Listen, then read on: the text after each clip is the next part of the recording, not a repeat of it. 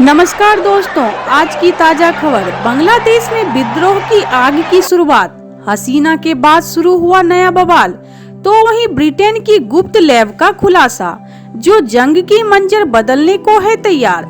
जहां एक तरफ ये सब कुछ चल रहा है, तो वहीं दूसरी तरफ 120 कमांडो 21 जेट के साथ ऑपरेशन वेज की इजरायली शुरुआत। 200 किलोमीटर तक घुस गए सैनिक।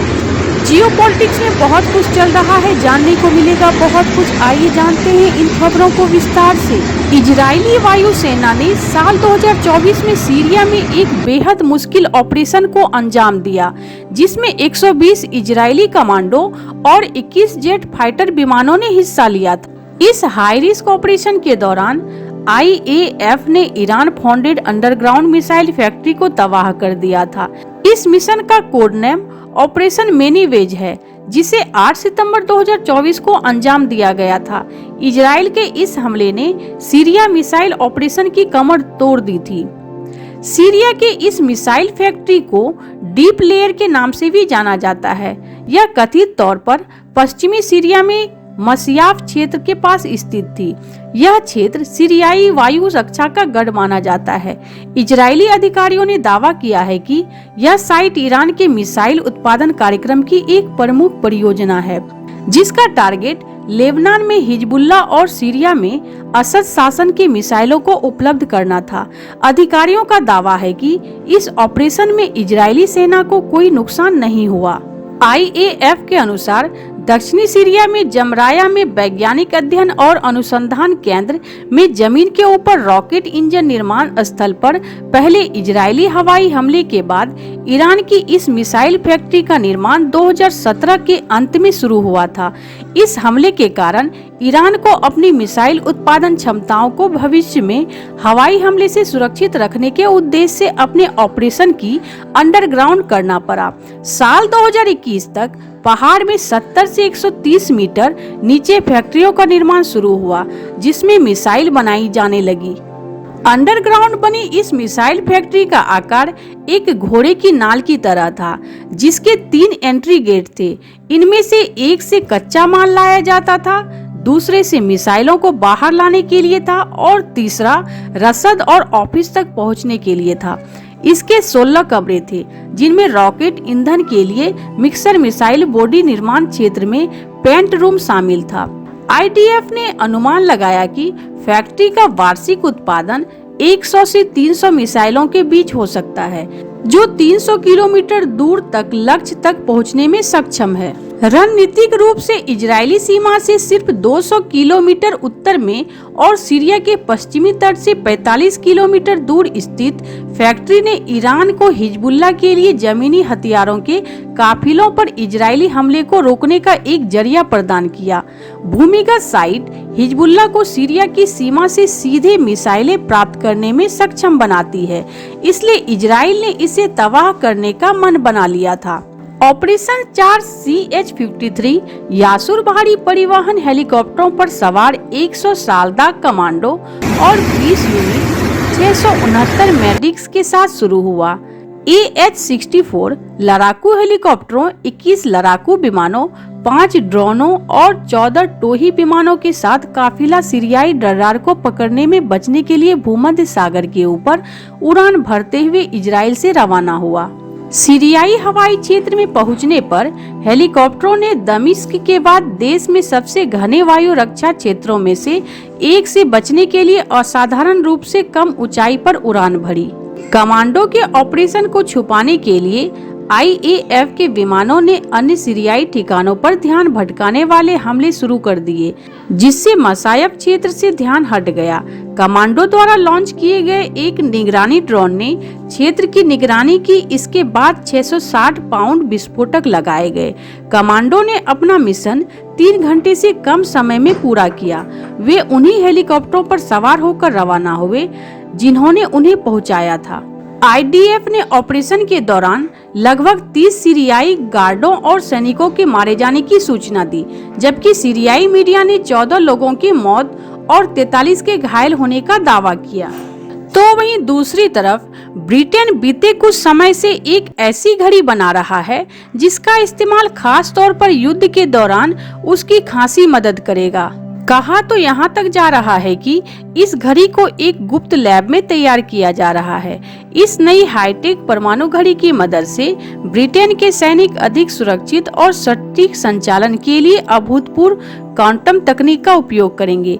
ये क्वांटम घड़ी जीपीएस तकनीक पर निर्भरता को कम करके खुफिया और निगरानी की शैली को और बेहतर बनाने की दिशा में एक बड़ा कदम है। क्वांटम घड़ियों का इस्तेमाल सटीक टाइम कीपिंग से परे है। जीपीएस सटीकता में और सुधार वैश्विक नेविगेशन सिस्टम को बदल सकता है, जो उपग्रह संचार से लेकर विमान नेविगेशन तक हर चीज में सहायता करेगा। इस अत्याधुनिक तकनीक का विकास यूके सरकार के उन योजनाओं में शामिल है जो आर्थिक विकास को बढ़ावा देने वाले नौकरियों का समर्थन करते हुए राष्ट्रीय सुरक्षा को और मजबूत करता है। इसके साथ ही कहा यह भी जा रहा है कि आगे के शोध में बड़े पैमाने पर विनिर्माण और लघुकरण की अनुमति देने के लिए प्रौद्योगिकी के आकार में कमी देखी जाएगी, जिससे सैन्य वाहनों और विमान द्वारा उपयोग जैसे व्यापक अनुप्रयोग को अनलॉक किया जा सकेगा। इस परमाणु उपकरण जैसी उन्नत घड़ियां रक्षा मंत्रालय और वर्तमान और भविष्य की क्षमताओं को और अधिक विकसित करने में मदद करेगी। ब्रिटेन के रक्षा खरीद और उद्योग मंत्री मारिया ईगल संसद में कहा कि मौजूदा क्षमताओं में अत्याधुनिक तकनीक को एकीकृत करना रक्षा क्षेत्र में इनोवेशन के लिए सरकार की प्रतिबद्धता का उदाहरण है। साथ ही यह भी सुनिश्चित करना है कि हमारे सशस्त्र बलों के पास हमें घर पर सुरक्षित और विदेश में मजबूत रखने के लिए सर्वोत्तम हथियार और सुविधाएं उपलब्ध हो।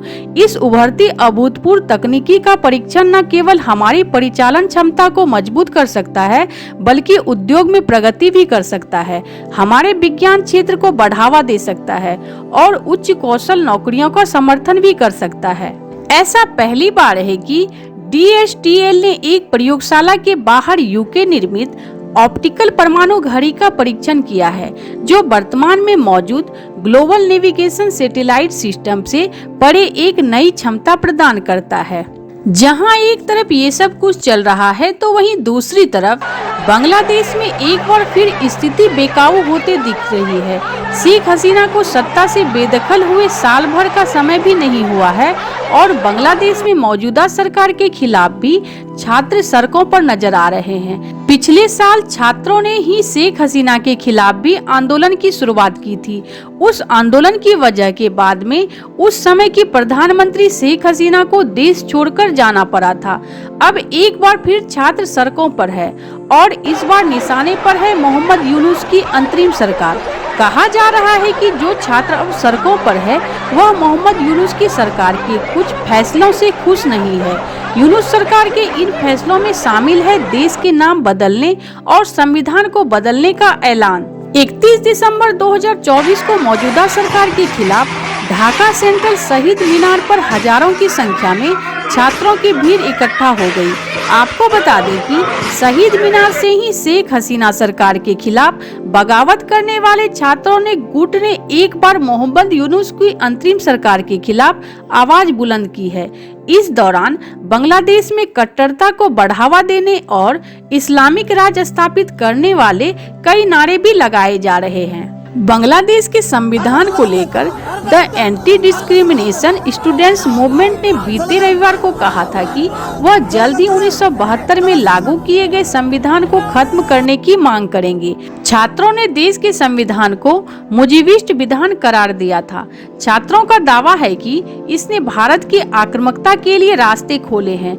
इस मुद्दे को लेकर बांग्लादेश की सरकार और विपक्षी पार्टी भी आमने सामने है। छात्रों के रुख को देखते हुए ऐसा लग रहा है कि बांग्लादेश में एक बार फिर छात्र बड़े आंदोलन की तैयारी में है। साथ ही छात्र मार्च फॉर यूनिटी के लिए भी छात्र जुट रहे हैं। ऐसा बताया जा रहा है कि आंदोलनकारी छात्र पहले आंदोलन में मारे गए छात्रों के लिए न्याय दिलाने की मांग भी उठ रही है। अगर ऐसा हुआ तो एक बार फिर बांग्लादेश में आंदोलन के रास्ते तख्ता पलट की भूमिका तैयार की जा सकती है। ऐसा कहा जा रहा है कि बांग्लादेश में जो छात्र आंदोलन करने आगे आ रहे हैं उनके पीछे जामत-ए-इस्लामी का हाथ है। बताया तो यहाँ तक जा रहा है कि छात्रों के इस आंदोलन को अब्दुल हन्नान नेतृत्व कर रहा है। आपको बता दें कि बांग्लादेश में जब शेख हसीना के खिलाफ आंदोलन हुआ था तो उस दौरान भी अब्दुल हन्नान काफी चर्चाओं में था। एक रिपोर्ट्स के अनुसार हन्नान ने ढाका में एक प्रेस कॉन्फ्रेंस भी की थी। इसी कॉन्फ्रेंस में उन्होंने सभी छात्रों से शहीद मीनार पर जुटने की अपील की थी। उस दौरान उन्होंने कहा था कि जुलाई क्रांति का ऐलान सरकार नहीं बल्कि खुद हजारों छात्र ही करेंगे। हन्नान ने कहा था कि चाहे बात देश के संविधान को बदलने की हो या फिर नाम बदलने की, ये इतना बड़ा फैसला है कि ये सरकार नहीं बल्कि छात्र ही लेंगे। हन्नान की जामत-ए इस्लामी पिछली बार जब शेख हसीना के खिलाफ भी प्रदर्शन को पर्दे के पीछे से लीड कर रही थी, इस बार भी कुछ वैसे ही हो रहा है। जमात इस बार भी पर्दे के पीछे से रहकर छात्रों को मौजूदा सरकार के खिलाफ आगे कर रहा है। ऐसे इन सब मामलों में आपको क्या लगता है? आपकी क्या राय है? कमेंट कर जरूर बताएं। जल्द मिलते हैं अगले वीडियो में नई खबर के साथ। आइए देखते हैं वीडियो डिटेल में। अगर वीडियो अच्छी लगे तो कमेंट जरूर करें। अगर कोई सुझाव देना चाहे तो जरूर दे और जाते जाते मेरे इस चैनल को सब्सक्राइब और लाइक जरूर कर दे ताकि मैं और भी करंट न्यूज आपको दिखला और सुना सकूं। धन्यवाद, नमस्कार। आइए मिलते हैं अगले समाचार में।